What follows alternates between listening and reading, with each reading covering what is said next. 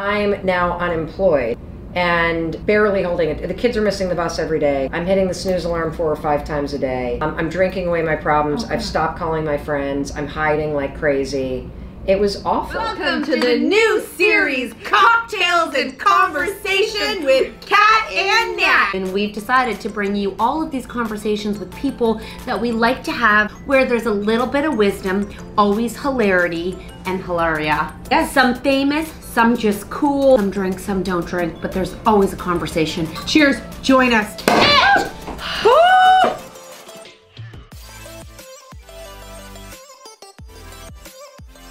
Is that gin? No, that's a ginger drink. This is gin. This is gin. Oh wait, Gin hold on a martini. second. What the hell is this? Look at this. This is vodka, ginger beer, fresh lime juice, and citrus oil. We got that one? Oh, Gin martini, I'll be shit-faced. Is that a hard no? Okay, here's what I know of you. I know that you wrote this. You have been in this space for a really long time before it became a popular space. What space? Well, like I don't want to optimistic, being Okay. yeah, sharing positive ways to live your life, right? Like you inspiring people. inspiring people. You wrote this, and it didn't go right away to #1. You wrote 5, 4, 3, 2, 1. You created this whole movement that our actual friends do, and that's how I learned of you. Yes. They were like, Mel Robbins, 5, 4, 3, 2, 1. I'm going to apply this. Yep. Then when this went later on, it caught fire and went later. Is that correct? Like It'd be funny you if this was grinded all for a wrll. while. Keep going. I'd love She's to like, hear I'm this, actually so a then I'll tell you. Okay, well then I believe. write the book. Well, then you get a TV show. That was out of the That's blue. so That cool. was crazy. For us out of the blue. Maybe we've been working on it for a while. Then you're on TV. Oh, she wasn't gonna talk yet. Got it. And then you're like a social media mogul. Yeah. And you have a family and kids Yeah. and a life, and you work out a lot, even though you don't want to. You still do it. Oh, you don't? 5, 4, 3, 2, 1. Let's do this. I'm not in the mood, but I can do this. Am I right? Yeah. Am I on the right path? You're on the right Did path. I do a good job? You did an exceptional job. Now tell us the real story. Okay. Cheers. It's great to meet you too. Cocktails and And Conversation. cheers to you too. You got a ton of it right. I mean, basically, you're right. I am an author, and I published the 5-Second Rule, which was no small feat because I have major dyslexia and ADD, and I self-published this. Right. So what happened for me is I ended up writing this book, but the story actually begins 12 years ago. Okay. So 12, how old? I'm 51, so 10 years ago. No, yeah, 12 years ago. I'm math. Okay, terrible. Same. Fine, Don't worry, same. I'm really good at math when it comes to money, but when it comes to anything else, forget it. Dollars. So I was 40 years old. Our kids were really little, and my husband and I were in that stage of life where we were both working and like in it together and both making money and trying to like. What were you share- working at the time? A lawyer? Oh my God, that would have been like career change 27. Oh my gosh. So at the time, I had practiced law for a while as a public defender, and then I had gone and done corporate litigation, and then I got into the .com scene in Boston.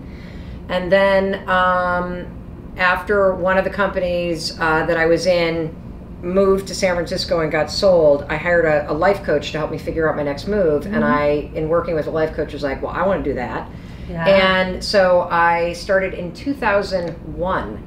How old were you? Born in 2001. Oh I think this it's is like a math quiz, I just for think God's it's sake. so important that So it's women like hear. 19 20 years ago, ago. yeah. So you were 30. 19 years ago, I became a life coach. At 30. Yes, nobody knew what the fuck it was. I want people to hear that because I feel like some people get to like their 30s and they're like, I can't change now. Of course. In fact, you have to.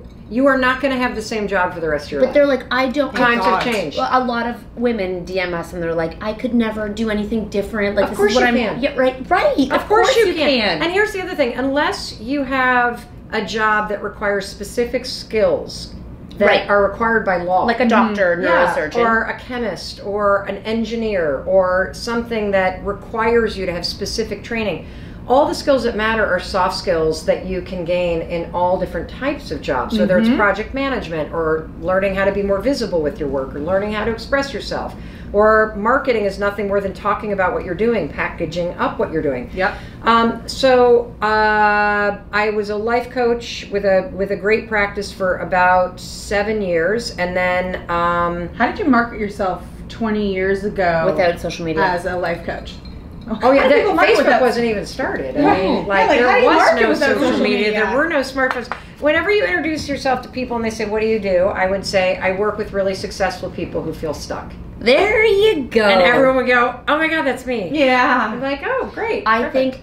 think that most people are stuck because they don't know how. Even if it's just like in one area, they're stuck in something. Most people are stuck in something and don't know how to get past a situation with their partner, a friend, a family member, a work situation. They feel stuck somewhere. So that was Yeah. a perfect line to get Yeah, clients. that's where you were like, and go. Right. And so 19 years later, what I know, having literally helped millions of people, is that the reason why you're stuck is because you are out of sync with who you really are. Totally. That everybody develops patterns when they're little, patterns of thinking, patterns of behavior, whether it's patterns of behavior that you see because you see what your mother's doing, or patterns of behavior because you have some asshole telling you you're ugly or you're not worthy or you're this or you're that, and you adopt those patterns as your own because that's the way your brain is designed. I know. Your brain is I designed know. to spot patterns. And so what happens is that happens when you're really little.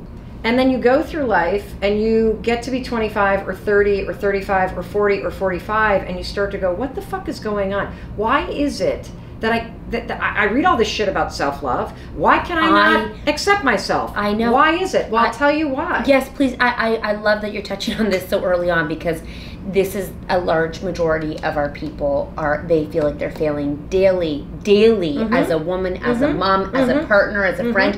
Why, Mel? I'll tell you why. I can't wait. Because you're in a lag. The woman that you are right now in 2020 is out of sync with the patterns that you're still playing over and over again from childhood. So your patterns haven't caught up to who you are. Correct. they're not And in sync. here's the thing. You haven't recognized that they're patterns, and you haven't understood the fundamental rule about being a human being. You can choose what you think about. You can choose how you react to things. I agree. And the way that your brain and body is designed is to automate behavior. And so if you, since the age you were 8, thought you were fat or unworthy or unlovable or not good enough, the way that your brain works once somebody tells you that bullshit is your brain acts like a giant filter. And so have you ever had an experience where you shop for a car? Okay? Yes. All right. Where you shop for a car. We shopped together for And a I car. got you your car. Yes, yes. Okay, and so I'm going to use the example of, let's say you really love the brand new red Acura. And so you go into an Acura dealership and you see this gorgeous red Acura hatchback and you test drive it and you think, okay, I'm going to buy this, but I got to wait a day, I got to think through this. And then you go out and what do you see everywhere? An Acura. Yeah, what color is it? Red. Red. Correct, because your brain has now locked on to that. And it filters out all the black cars, all the green cars. It's like when all you the break white up cars. with someone, you see everyone in love but you. You know what I Correct. mean? You're like, all these fuckers are in love everywhere. Correct. How is everyone in love? Why is but that? me? Because your brain So is true. trained and designed to spot patterns. The reason why I use red Acura is because it's a simple way to remember that you have something called the reticular activity system. It's like a giant hairnet. It's a filter. Did you go to school for this? No. You just have talked to so many I people. learned this shit the hard way by hitting rock bottom in my own life and having to rescue my ass. Really? But how? How old were I'm you? going when to tell you, 40. Oh, I thought you were saying And I'm how gonna tell did you you. hit rock bottom? Oh, I'm about to tell you the story. You need it all. It's all right here. Yeah, people. I can't Oh, wait. I did not know this. Oh yeah, no. I'm the best kind of expert. I learned this shit the hard way Yes. by having to figure it out to save my own ass, and that's why I am so successful, because I don't talk down to people, and I'm not some doctor that is diagnosing you. I am shoulder to shoulder with you, dealing in the shit of life and confronting my own patterns of trauma, my own patterns of anxiety, my own patterns of feeling unworthy. and just sharing all the shit that's working for me. And that's the genesis of all the work that I do. My gift is taking super complicated topics like how your brain works and distilling it down into super sticky and simple ways to apply it and to use the stuff to change your life. And you had to teach yourself that because you were looking for the knowledge when you hit rock bottom? No, I couldn't get my ass out of bed, and my kids were missing the bus, and I was basically an alcoholic who was heading towards divorce. Oh, how did that happen? Former life coach. Yeah, that's the person you want to hire. How did that happen? Well, what ended up happening is life was going really well. My coaching business was decent. Like, it was great money, and I was always very busy. And my husband came home after getting laid off one day in 2006 and said, I don't want to go back to work. And I'm like, was there like a trust fund that was part of this program that I was not aware of? Because you not working was never part of it. Are you still married to him? Oh, of course, yeah. Okay, just making sure. Yes, okay. Doesn't sound like of course right now. Okay. And his name is Christopher Robbins. No. Yes, I swear to Cute. God. Yeah, super cute. Okay, go on. So you were like, what? Yes, I was like, what? And so he explained that he'd been miserable for a long time and he wanted to pursue his dream. Oh, what had you been doing? Like finance? Business development for tech startups. And how old were your kids? Oh my God, all the math. Sorry, young. Yeah, you can say hold under on. 10, under... Well, they were 10 years ago. It was 10 years ago. Yeah, Oh, yeah. 10 years ago? So They were 10 and under. So 10 and under. three Okay, kids, 10 and under. 10. Okay, that's it. Because that's another stress on top of... Oh my God. You know what I mean? Because you've got to provide for these people in college and things and houses and bills. Oh, that gives me anxiety just thinking about that. He basically says that... and we were not in the stage where we had money put away. Like, we're paying the bills. Yeah. Bring in the check, pay the bills. Bring in the check, pay the bills. Damn, shit. You better not So, he says he wants to open a pizza restaurant. Shut up! A pizza restaurant? Yeah, that was basically my reaction, too. So I'm like, fucking hell. You know, this kind of scares me a little because Mark always says we don't have good pizza in Toronto. Yeah. He's from Massachusetts, and I don't know, he went to school in Philly, and he said that there is better pizza, whereas this town has no pizza. He's going to do this to me. So then what happened? this was actually a little bit longer ago because I was pregnant at the time, which only made it worse. So I'm like, oh, this is great. Are so you I'm kidding me? pregnant, and I have my own business, and you're now going to open a pizza restaurant, and I'm going to fucking kill you. I'm just picturing it. And you're pregnant. It makes it so much better. So here's Or a worse. great piece of advice somebody gave me because I was like the raging bitch from hell for 2 months. Yeah. Because I just wanted to kill him and shame him into getting a job. Oh. And this friend of mine said, sounds look, right. Chris has made his decision. You need to now make yours. What does that mean? That means, are you going to get on this train that's left the station Or get out. and be his biggest cheerleader? Or are you going to be the raging bitch that he did this in spite of?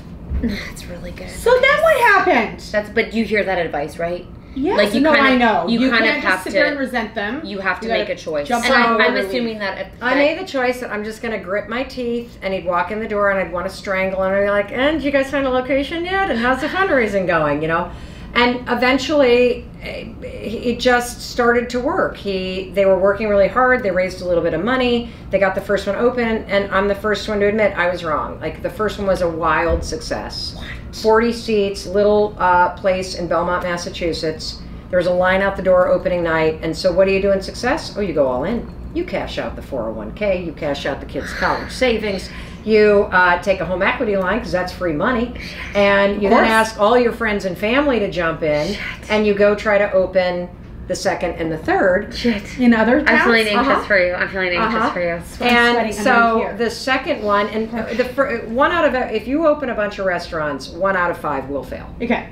So the second location was the dog. Oh. And it was also majorly over budget, so that by the time they got it open, it had chewed into the funding for the third, which they had already signed a lease on. By the way, this was now right around 2007 and 2008 when the recession hit. Oh my God. So the recession hits, the bottom drops out of the stock market and the housing market, people stop going out to dinner, and we find ourselves $800,000 in debt. The liens hit the house. You have a new, the you have repossession a new baby, notice I'm assuming. are coming. The new baby's now a year. We can't pay for groceries. I pull my kids from town soccer because we can't pay the $120 for town soccer.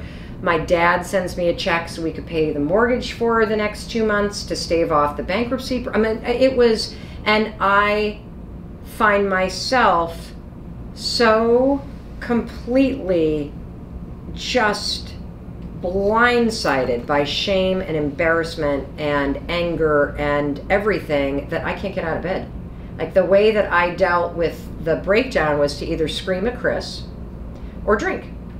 And I would throw back 5 or 6 Manhattans a night and fall asleep in the chair in the living room.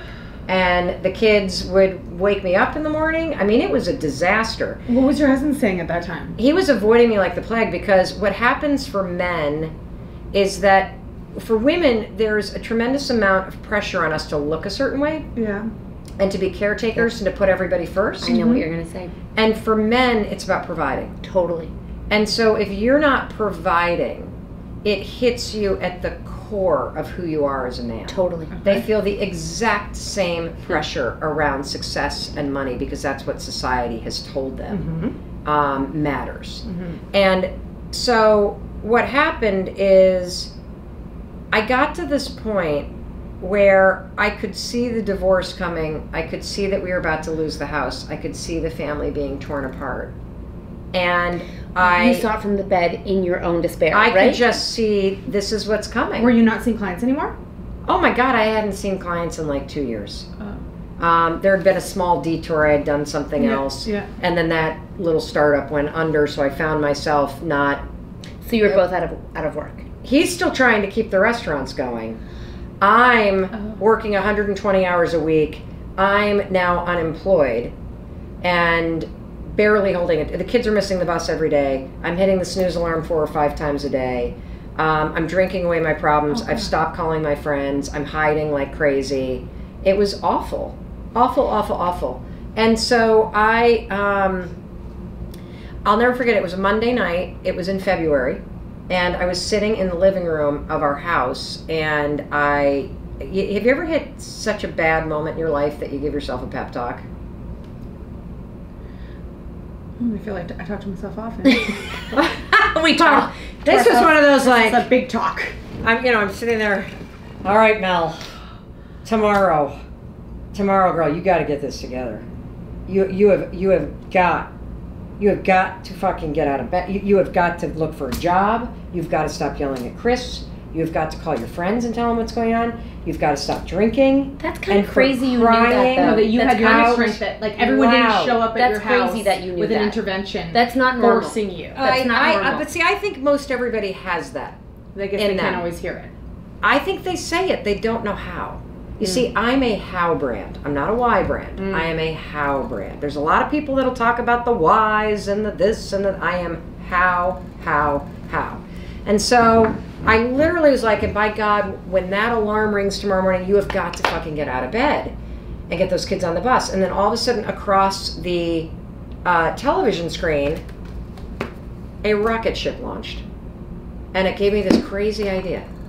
I thought, okay, maybe if I launch my ass out of bed, maybe I'll beat the depression and anxiety and the fear that's taking over.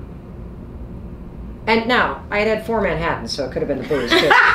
So I thought you were going to say you decided you were going to be an astronaut. Yeah, and I so was like, and here's the thing, and this is where all my work comes into. This is where everything was born, was in this moment on a Tuesday morning outside of Boston, Massachusetts, 10 years ago.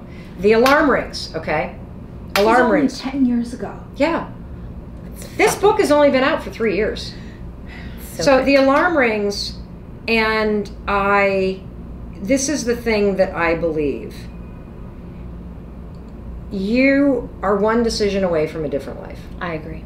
And all change happens in a 5-second window. That's it. A 5-second decision is how you change it. And I'm going to explain this. Yeah, I think you need to. I think our viewers are so lucky to have you here, because you're like speaking to women we hear. I have said this in every podcast, that they feel like they're not enough and that they are stuck. And so you're like, you are not stuck, and this is how you get out of it. Yeah, you're not. You have patterns that are broken, but you're not broken. And so if you understand the patterns that are broken, How and do you they start do that, to use though? I'm going to tell you. Okay, good, thank you. And you use the 5-second rule to break any pattern and Tell replace us, it. go. So what happens is that morning the alarm goes off, right? And I immediately, when the alarm went off, I immediately had that moment where I'm like, I need to get up. and I remembered the rocket launch. Now here's the thing. That moment when your intuition or your guilt or your whatever it is that whispers to you or screams at you that's like, you should speak up, you should go to the gym, you should not do this, you should get out of bed, that is your wisdom. That's the call to change. That's the power inside of you. That's the greatest you. Right there. It fucking talks to you all day long. It's like an alarm that goes off inside of you. We don't fucking listen to it. That's why you don't feel good enough. That right there is because you're not fucking listening to yourself. Because you don't know how. Because nobody's ever taught you. So let me tell you how. So the alarm goes off. I hear myself think, I need to get up. But then what do? Instead of doing what your wisdom and your intuition is telling you, you fucking think. You talk yourself out of it. And you start to think about whether or not you're going to listen. And within 5 seconds, first of all, the automatic part of your brain takes over. So you now are going to spin in the patterns from the past. I'm not good enough. I'm not worthy. I don't want to. I don't feel like it. What happened for me is I should get up, and then I'm like, I start to think about it. And as this 5-second window opens up in your mind, what comes in is anxiety. What comes in is depression. Self-doubt. What comes in is self-doubt. It's like opening a window in a bedroom and the cold air comes in. And within 5 fucking seconds, you're no longer thinking about the change. You've already gone down the road of the fear. Oh my God. And so if you can close the gap in that 5-second moment from your intuition telling you do it and your fear telling you not to, boom, you will fucking win every time. I'm so passionate about this because I'll tell you some of the results of what's happened. So I can feel myself reaching for the snooze button because now this part of my brain is taking over, and it's a pattern to hit the snooze button, and the depression and the fear and the, oh, this is not how, why is it going to matter anyway? And I don't feel like it. I just went 5, 4, 3, 2, 1 and stood up. I used it every morning, and then I was kind of like, so I invented something irritating that helps you get out of bed. How's this going to fucking pay the bills? And then I said to myself, just hold on a second. Why don't you pull this thing out every time today when you hear yourself say you should do something and you don't fucking feel like it? I'll tell you what, I used it 73 times that day because I believe that most of us know the thing we're supposed to do next, and we're avoiding it like the plague. And so, for example, I walk in the kitchen, I see Chris, the initial reaction is want to kill him. But the truth is, what I really want is to save my marriage. I love the guy. Yeah. I know he didn't try to do this. No. Right. I know he's doing his best. Yeah. 5, 4, 3, 2, 1. I settle myself down. I'm able to speak to him from a place of, like, love instead of anger. I see the phone. I need a fucking job. 5, 4, 3, 2, 1. I'm picking up the phone. I see my sneakers. I know I should be exercising. 5, 4, 3, 2, 1. I'm out the door for a walk. How long was day. the change? Like, okay, so Yeah. this was 10 years ago. And how quickly did we get to, like, I know it was 10 years, but when did you become a source of trust versus... For people? Yeah. Oh, God. Probably 5 years later. Because I used this to change my own life. I didn't tell anybody about this. No, I mean, how the hell? How do you talk about this? I mean, it's literally like, oh, you guys want to explode your business and be happier than count to 5. I'm out. The podcast's over. I'll see you later. Well, we have a podcast, and I think our success of our business is because we don't think. We have the gift of not thinking, and that's very hard for us to describe to people that we're not up here ever we don't overthink ourselves. We don't we don't analyze ourselves. We go. When we started the business to make money, and a brand partner, the very first one ever, was like, well, how much would it cost to sponsor your little event? We went like this. Let's count to 3. No, we went 5, 4, 3, 2, 1. One said 1,000 and one said 3,000. Then we immediately went 2,000. You know, like that's awesome. And then they were like, okay, we're like, fuck, we left money on the table. Next time it's 3. So we don't think, but I think for most people, they get so in their It's head. hard for them to listen to that. But that's why wisdom. you're growing so quickly. I'll tell you why. Because it's riveting to watch somebody who is in alignment with themselves. I know. Where there's no hesitation with just saying what's there for you. Like listening to your own wisdom, right? Instead of having all the clouded like conversation. Yeah. Do you believe most people can get there? Yes. You do. 1,000%. Oh, it's so hard for them. Doesn't have to be. I know, but they make it so hard for them. So Depends how much you want to suffer. I know, right? But like, I feel like sometimes when you hear people talk and you want to tell them all of this stuff and just like do it like this and do it like that, and it's like it feels like they're so far from it. Like, do they need so much therapy to get to a place where they can see it like we do? Well, I mean, if they can't afford it. Well, I think that therapy is a fantastic thing. Okay. This is a wonderful place to start. Yeah. But the best change is to change your behavior. Yeah. And the 5-second rule is how you do it. See, you can talk all you want about what you're going to do. Mm-hmm. But if you don't know how to make yourself do it when you're scared, when you're full of doubt, when you think you're not worthy, when you're anxious, when you don't feel like it, you're not going to. Yeah. And so what happened for me is in the course of 3 years, Chris used this with his partner to do all the hard things they were avoiding, to talk to investors and tell them what's going on, go back to real estate agents or real estate folks and renegotiate leases and scale back on the business and jump back in and do 50 million jobs, and slowly but surely everything started to... Does he still have a pizza joint? Thank God, no. Okay, I was like, wait, we need to wrap that up where he doesn't... I can't wait to go there for pizza. That left. It's excellent pizza, but thank God, no, he's out of the restaurant business. Okay. So, I 5, 4, 3, 2, 1 started cold calling to get a job. What were you going for at the time? Well, I went for the first thing I thought, which was a radio audition that paid $50 a week for a 2-hour show on Saturday mornings. I ended up landing it. Even though you were a lawyer, you didn't want to go back to that? No, I had been done practicing law for a long time. I was just like, I hated being a lawyer. Oh. Hated being a lawyer. Well, I love being a public defender, but I hated being a lawyer in a law firm, law firm. Oh, okay. So, and that show got pretty popular, and then it became a weekday show. Did they pay you more? Got a little bit on the weekend, not much. So and then it became... You say radio? Yeah. So you would go every weekend and have like a 2-hour talk radio show. And they just gave it to you. In Boston. Well, I had to audition. $50, yeah. And then I went and worked as a consultant in a tech firm because I had done a lot of coaching in startups. And so I went back to a tech firm and started doing some coaching and started pulling it together. And so that show went from weekdays to being syndicated weekdays to winning a big award.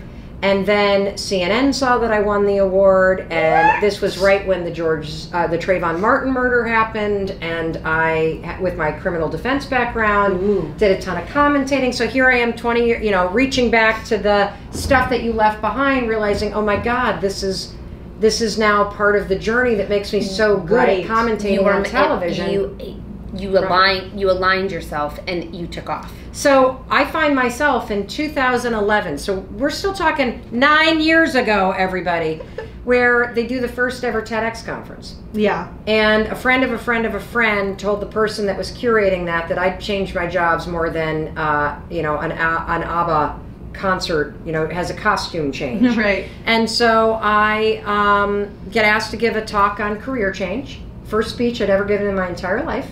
I walk on stage and have a 21-minute long panic attack. Okay, I was gonna say, were you like freaking, like, because it's like you're like, you just like, I walked on and did a TED talk. But the words still came out clearly? Sort of. Through the neck rash and the talking a million miles an hour. I just have to, I have to stop you for a second. So it sounds like you're a doer. You don't think too much. You just go. Not you're anymore. Like, I need to put a step in. I need to do a foot. I need to step. I need to walk. Even though you were super uncomfortable, you were like, I'm going to do this because you don't talk yourself out of doing it, basically is what I got really stuck in that when I hit the breakdown moment because I was doing too much thinking and not any doing. And so I give this talk. It was not about the 5-second rule. I had never told anybody about the 5-second rule at this point. That was your own secret. It was my own little secret thing. But I literally forgot how to end the talk. You forgot how to end? The TEDx talk, yeah. So I literally, with a full-on neck rash, look out at the audience, completely forget what I'm supposed to say, and go, by the way, there's this thing I do. Oh, I call it the 5-second rule. Oh, God. You found something. The moment you have an instinct to do something, you got to move in 5 seconds or your brain will kill it. And I leave the stage. I think nothing of it. I go back to my life. A year later, somebody puts it online. A year later, 2012. So we're talking 8 years ago now. Who put it online? I have no idea. Okay. And it starts to take off, and it gets about 1 million views. It's got almost 24 million now. So you saying it, or they said it in their own words? Like, you know, like was it you saying? No, it was my talk. It was your talk. Okay, perfect. Just curious. And so then people start reaching out on Facebook going, I saw that talk you gave in San Francisco. Now, I'm busy at CNN. I'm busy living my life, living my best life. I'm like doing my thing. And I'm like, what the hell are they talking about? I had no idea that this was even online. And so people start to ask if I would like to come speak at conferences. About the 5-second rule. Yeah, and I'm like, okay. So I maybe do 7 speeches over the course of 2 years where I'm not paid. I have no idea this is a thing normal people do. Okay. No I'm agent. not looking to do this. Okay. And it was at the Pennsylvania Women's Conference. I had a room of 1,000 people. The speech is nothing like what I do now because I became the most booked female speaker in the world. Drop the mic. $75,000 for an hour speech. Yes, girl.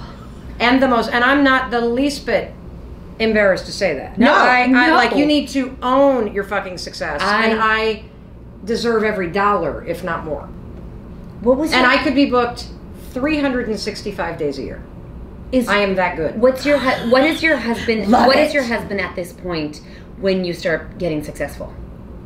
Thank God he had his own nervous breakdown, left the restaurant business, got sober for 2 years, became a yoga instructor, and is a stay-at-home dad who now runs men's retreats. God bless you. Dude, you guys, oh my God, you need a show about your life. Shut up. He's a yoga teacher? Yeah, he is the single best thing that's ever happened to me. What? And I will tell you right now, and women, listen to me right now, stop denying your fucking ambition and stop putting your ambition on your partner.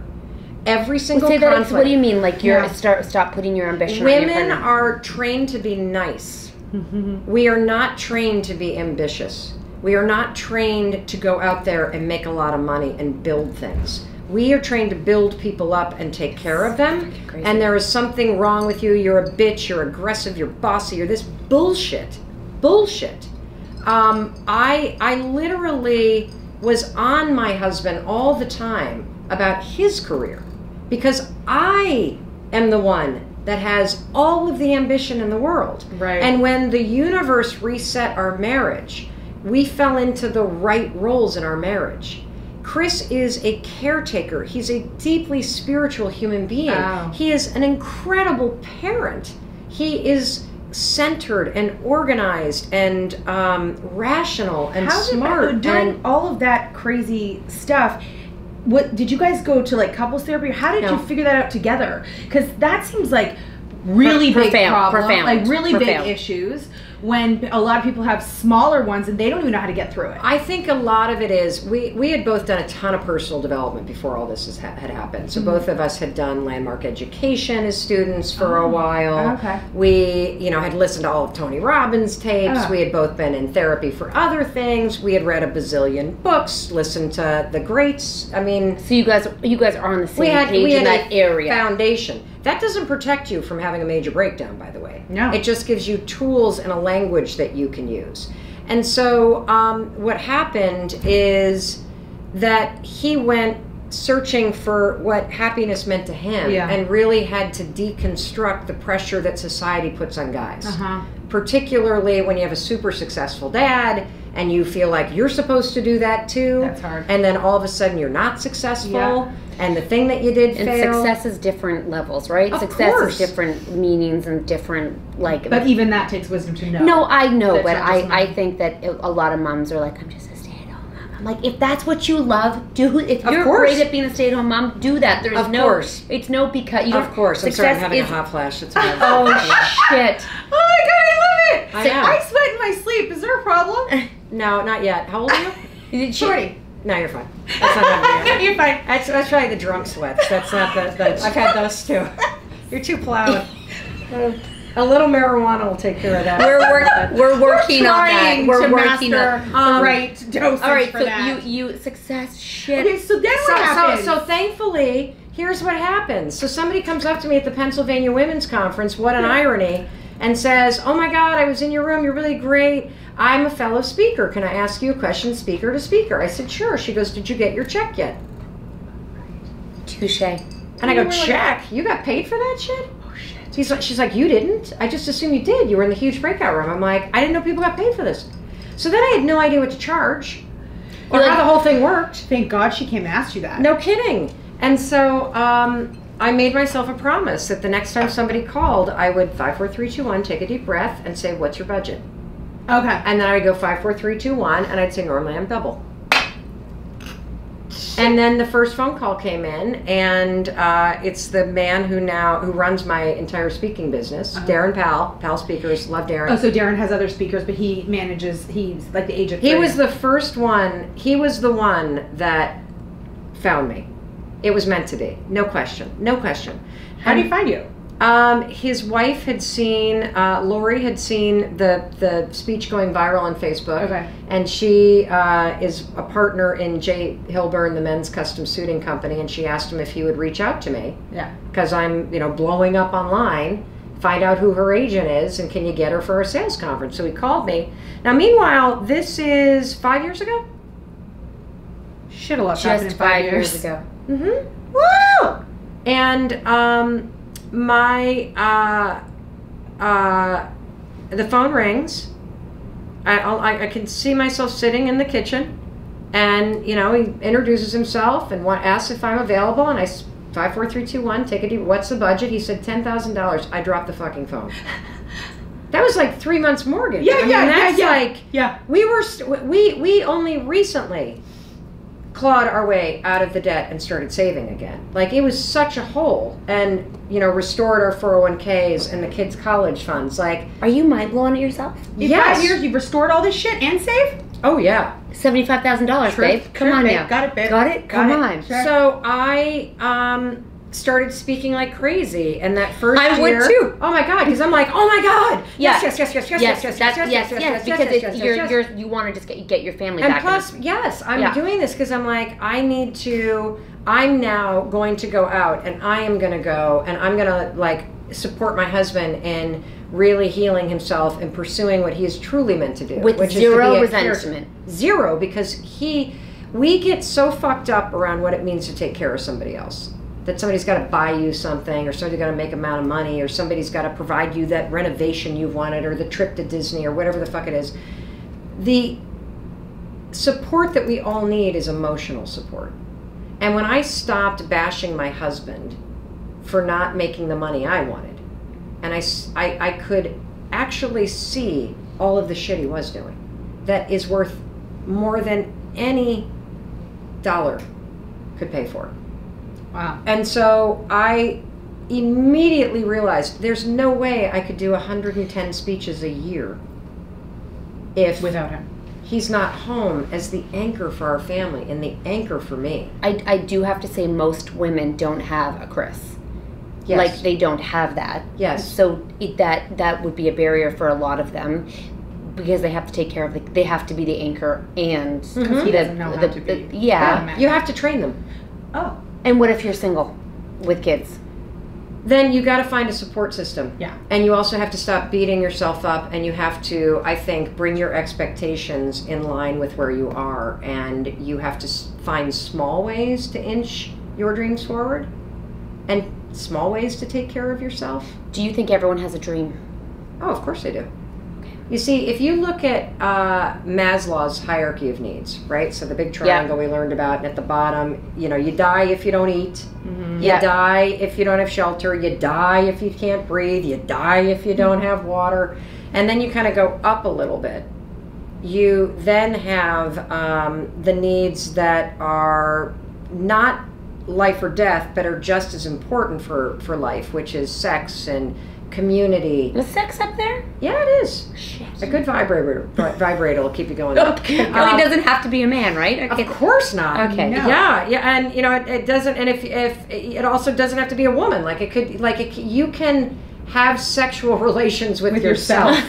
So, ladies, do you hear that? So the thing that that we don't talk about is the top need, and that is a need for growth. We all have a fundamental need for growth, and so but this has to be met in order. You have to be like, if you are just making it by to feed your family, and you are working 18 hours. Like, I think we're so cognizant of the women who are double shifting just to feed their children, and their spouse might be deployed, or they might be single, or it doesn't mean it can't come down the line. But right now, you're doing a great job right there. But even right there are baby steps that don't take too much. But hold on. Here's what your dream could be. Your dream could be that your kids launch into happy lives. Yeah. Your dream could be that you are present and enjoy, for the most part, your life. Oh, yes. Your dream could be that you learn how to manage your anxiety. Because I haven't even told you about the 25-year battle with anxiety. When did that end? I ended 5 years ago. You ended it. Oh yeah, I haven't been on. I was on Zoloft for 2 decades. I haven't had a panic attack, a drug, a bout of anxiety in 5 years. Why? How? 5-second rule. I haven't even told you like the whole story of this. You all need to go buy this book. So listen immediately. to me. So the thing about growth, and do we all have dreams? The way your body's wired is to signal you when fundamental needs aren't being met. So what do you feel in your body if you need water? Thirsty. And what do you feel in your body if you need food? Hungry. Yeah, and what do you feel if you need connection? Horny. Yeah, totally. That's a bad word. Remember? I'll tell you what you feel if you're not growing. It's dated. You feel stuck. Yeah. That is a signal from your body that you're no longer growing. Shit. Isn't that Mel, cool? Yes, and I know so many people. That's it. We don't have time to. We don't. If we're stuck, we jump. It's so. And I think that what you're telling people is to listen. And we've been trying to tell people these words, but that's why Mel is here, not us, because if you do it, it's very hard to know how we do it. This is why there's a disconnect between somebody coming to you and saying, my spouse left me, I'm a single parent, I work a shift job, I'm full of anxiety and I'm stuck, and somebody going, have you tried a painting class? You're like, what in the fuck are you talking about? What are you talking about? I'm worried about paying groceries. The reason why a lot of the advice feels like you don't even comprehend what I'm going through is because you haven't connected the dots for why this stuff is important. Taking a bath every night and having a tiny self-care ritual that brings you present, which is one of mine too, super important. Kat thinks it's gross that I bathe myself. Yeah, I do too. It's lovely. I do too. It's super important because you're stopping the hamster wheel, and you're taking a moment. What you're actually doing is you're stimulating the parasympathetic nervous system, which ties into anxiety. And that's super important. Taking a painting class is I also important. feel like for me, the bath and how it ends my day is that even for when I had my babies and I wanted them to go to sleep, I always ended with the warm water and the relaxation to put them into that new space for sleep. So I feel like I'm kind of a baby in that way, but I need to do it to get to the rest. Yeah. And we do it with drinking, 5 o'clock, I'm moving from work mode or take care of kid mode into relax mode. Yeah. So the other reason why I say take a class is because if you feel stuck, you've stopped learning. And so just getting and taking a class, it doesn't matter if it's around flower arranging or if it's around online business. Or like a free running club at the W. Like even though you've never done it, go join a club. Even if you hate it, go try it. Go volunteer in a community project. Doing something like that makes you feel like you're growing. You immediately stop feeling so stuck. And I feel like what we're so lucky in our job that we have somehow created, and I'm sure you too, is we get to meet people we would otherwise never talk to and hear their stories, which expands our mind and makes us feel like we're growing from meeting people. Because if we weren't doing what we were doing and traveling and get to meet people, we'd be at home talking to each other with our kids. Drop off, pick up, Groundhog Day, right? There's nothing wrong with that. No, if you enjoy it. Not for us. You're blowing my mind all kinds, and I know a lot of people at home feel like... You feel like that emoji right now that's like the head is popping out? I feel like, okay, I'm going to say this. A lot of people have empty empowerment, and it's something that... What's empty empowerment? So a 25-year-old we spoke with who was an MMA fighter, and she now does this course called Girls Who Fight, and she was not good at anything, and she basically has brain damage that is not reversed from fighting, and she had to do something. She should go talk to Dr. Amen, which is who I just came from. Okay. Who's the world's leading expert on this, and you can actually repair a damaged brain. I'm going to tell her, and she was so wise and so raw and not like spoken in anything other than being in a world of fighting as a girl and having to like, you know, create this. And she's like, I go to all these girl conferences trying to like, you know, understand it. And she's like, it's like empty empowerment. They're all like, go girl, smart, you're good, you can do this. And she's like, they don't teach them how. No one's teaching them that you need to get uncomfortable and you need to do things that are so hard. So she created a fight. It's called Girls Who Fight, and the girls go and fight and get uncomfortable and understand their body limitations and how strong they are. And she's like, I get nervous of all this empty empowerment. We're shoveling. There's a lot of horse shit on the internet. That's for sure. And so you saying and like people that are really young trying to counsel people. I know. That's scary. Who have without any life experience. No life experience. But hold on a second. So let me just get to the really important thing, because what ended up happening is I ended up writing the book. Yes. Came out in 2017.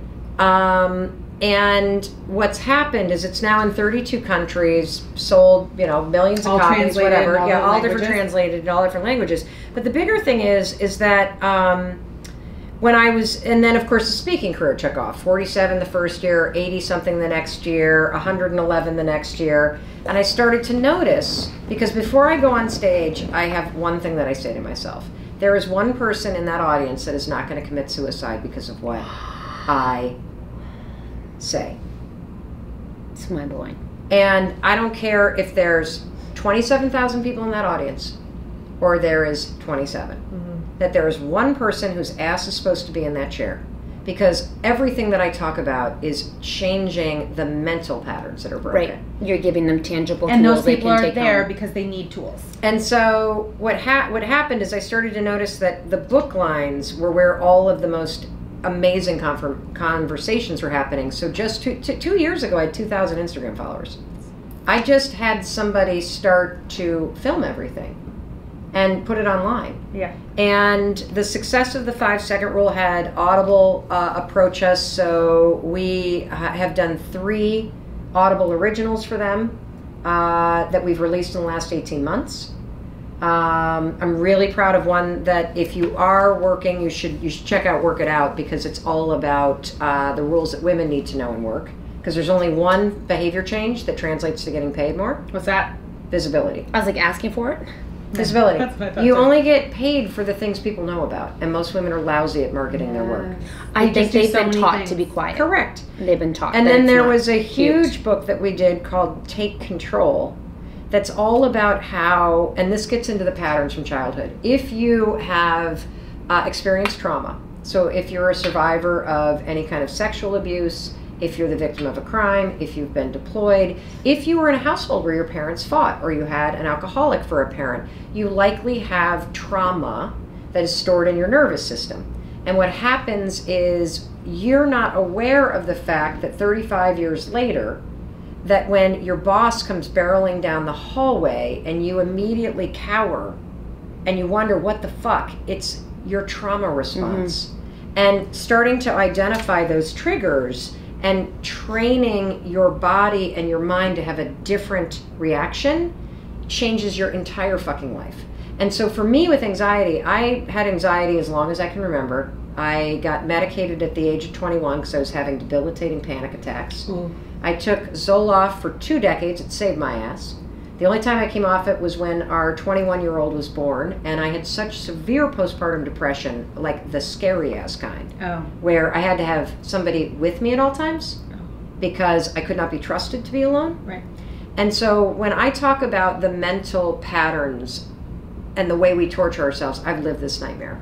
But what happened when the 5-second rule got published and the TED Talk started exploding and our content started going everywhere is we reached over 2 million people a day.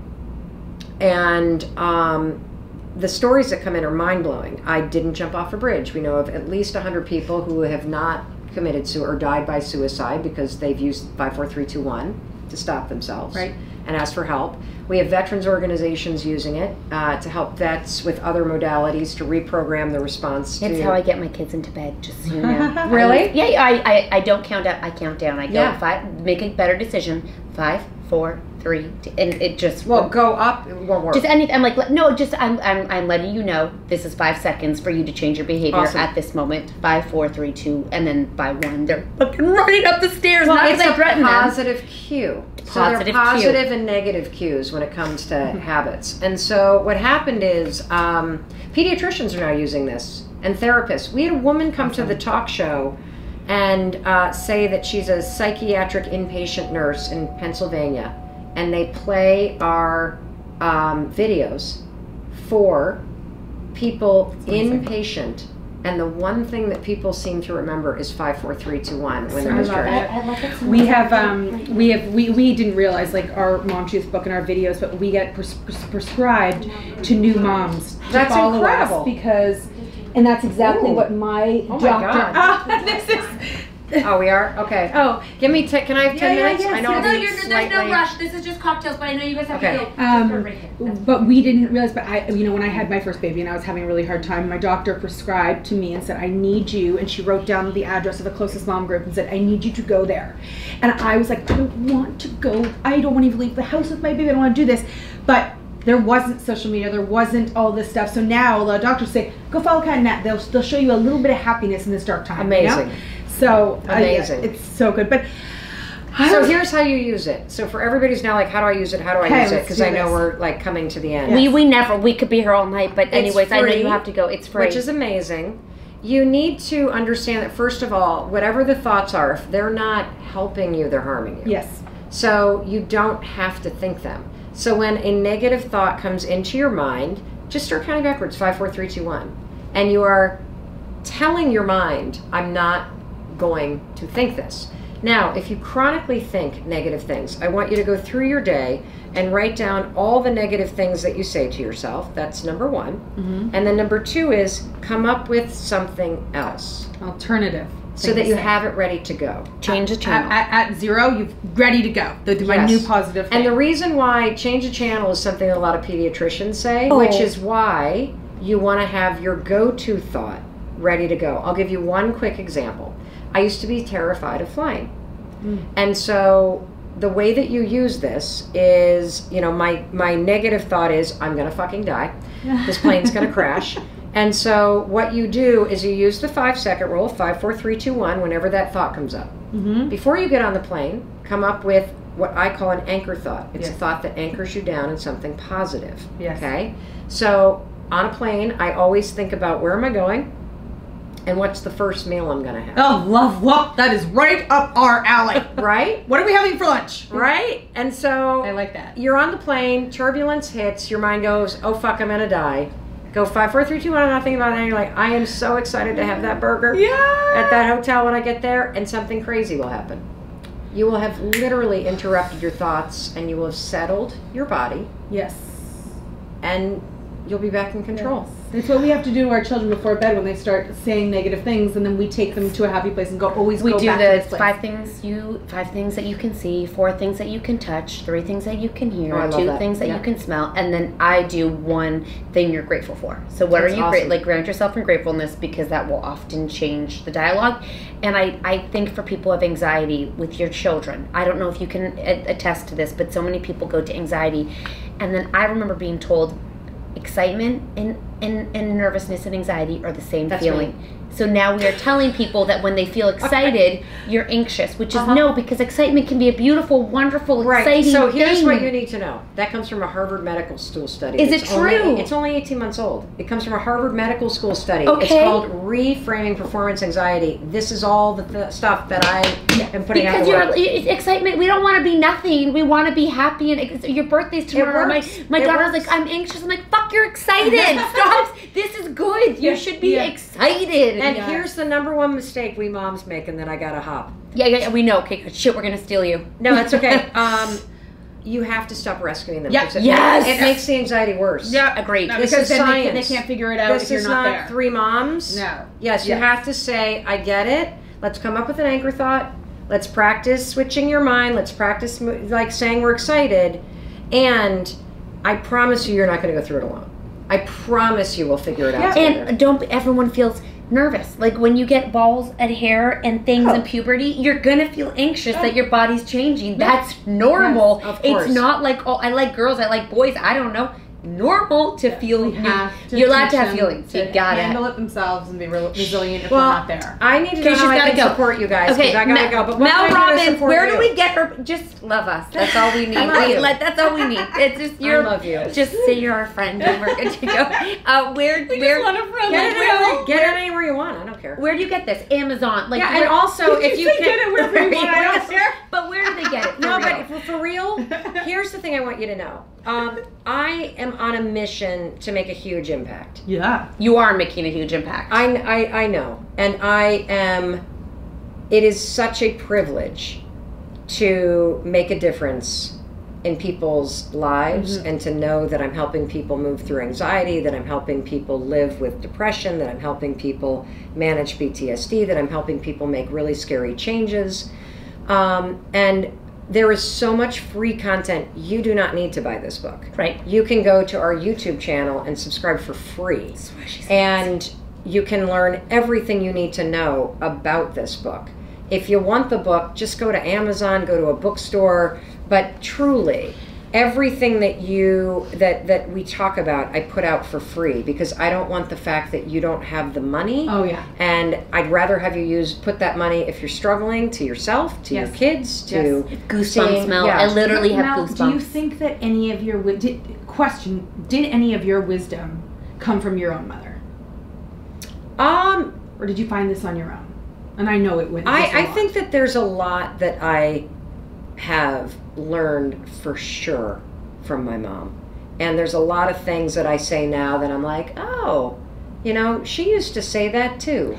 And, she's a very tough, amazing. She's a tough woman? Oh, yeah. Do you have a good She had her own, I have a fantastic relationship. Did you always? No. No, we had a really rough period when I fell in love with Chris. Because his family's out here and my family's in the Midwest. And now that I'm a mother, I understand that my mom was really sad and really jealous and felt replaced. Yeah. And when she started feeling that way, I was an asshole. Yeah. Because I did not like the way that she expressed those feelings. And so we were in a really kind of, we had like a 3-day tolerance for one another. Yeah. For about 15 years. Are you her only daughter? Yes. Are you her only daughter? Yes. And we say this to every person. Would you ever want a different mother? Oh my God, no. She's the greatest. Love it. On the planet. And I was the asshole because I did not understand how deeply. Because I was like, what are you talking about? You're my mom. I love you. We see you more than we see his. I know his family's only 3 She knew away, that. but She knew. That came with maturity and you time. weren't. Yeah, but now I get it. Moms because know. I have 21 and a 19-year-old daughter. And I see them off in the world. And I think to myself, what would I do? Yeah. If they were halfway across the country and I'd probably hate their fucking mother-in-law too. And moms know when their kid is here and when they know exactly where their kid, even if they're in front of you, you know when your kid is somewhere else and you're like, where are you? I need you back. Yes. Like it's a fucked up She connection. actually said that to me like 4 years ago.